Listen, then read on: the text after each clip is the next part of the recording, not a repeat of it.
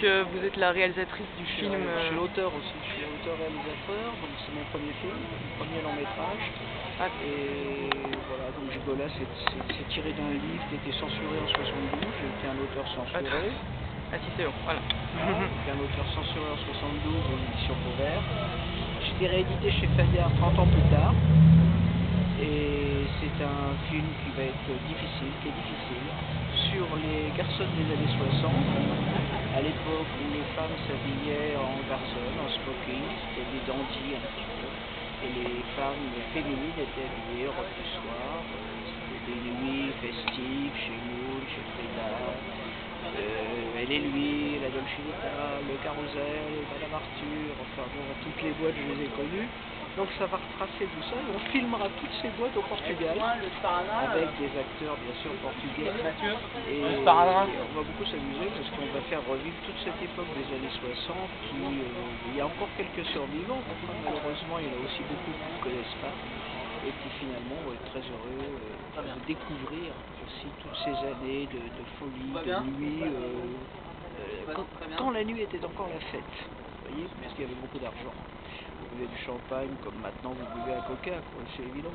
Et c'était un petit peu une vie en dehors du temps, du monde et tout. Et on rentrait quand les autres allaient travailler. On mangeait une librade, une omelette. C'était drôle, les autres ils arrivaient, quoi, ils se levaient, ils avaient des têtes de déterrés aussi. D'ailleurs, on avait tous des têtes de déterrés entre ceux du matin et ceux de la nuit. Et ils arrivaient, ils prenaient leur petit croissant café crème et nous on finissait sur la choucroute, quoi. C'était vraiment deux mondes qui se. Et puis bon, bah, on rentrait, puis on ressortait le soir, et puis on recommençait, et puis voilà quoi. C'était une vie tout à fait exceptionnelle et je serai toujours nostalgique de cette époque-là et je suis heureuse de la faire revivre, bien sûr. Voilà, avec quelques survivantes quand même qui sont heureuses aussi, elles, de se retrouver parce que je fais venir des garçons de l'époque. Voilà. J'ai retrouvé la directrice de chez vous, une autre amie qui était garçonne aussi.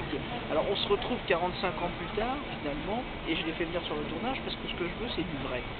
Je veux pas, vous voyez, les gens qui, parce que les femmes qui mettent une cravate, qui s'imaginent qu'elles sont garçonnes. Ah non, elles sont pas garçonnes, pas la peine de mettre une cravate pour être garçonne. Donc je veux du vrai, et de temps en temps, comme ça, je pique avec des gens que j'ai connus à l'époque et qui sont très heureux de venir et de jouer un rôle, bien sûr, et c'est formidable. Voilà. Pour moi, c'est du bonheur. Vous trouvez qu'il n'y a plus trop cet esprit garçon aujourd'hui ça revient un peu à la mode avec... Les homosexuels, c'est les butch, hein, c'est les filles tatouées en Marseille, etc.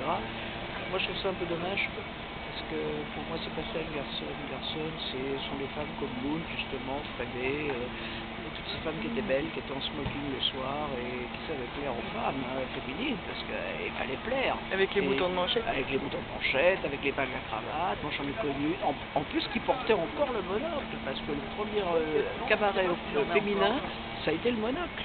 Pourquoi? Parce que les garçons portaient le monocle avec le smoking, et on l'appelait ça le monocle. Et j'en ai connu qui portaient encore le monocle, qui dansaient avec un éventail, qui tenait la femme comme ça et qui disait je te présente ma femme. Enfin, c'était vraiment tout un monde. Il fallait connaître, il fallait savoir. Il y avait des codes. Hein, voilà. Et donc Gigola, c'est gigolo au féminin aussi bien, Gigola pour les femmes, les prostituées qui se battaient pour travailler pour elles, pour donner de l'argent, et qui disaient allez, te casse pas avec ta petite gueule, tiens. Comment dire non, hein, bon.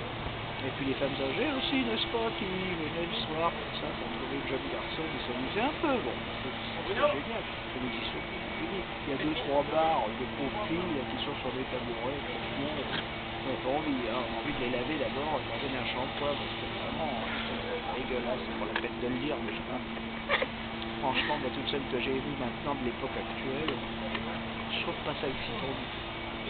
Que cette époque-là où c'était... ça avait de la gueule. Mais il y a un côté aussi où les femmes aujourd'hui, en même temps, il y a une mode un peu androgyne qui revient. Oui, une mode peut-être. Dans le monde homosexuel, je suis pas sûr.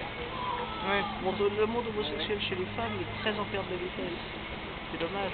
Et j'espère que ce film va leur permettre justement de revenir un petit peu à la surface et de s'assumer. Parce qu'on dit toujours, ah bah oui, les hommes, oui, mais les femmes, pourquoi pas les femmes? Pourquoi les femmes, elles ont toujours peur de s'afficher, elles ont peur de donner leur tendance, elles ont peur de...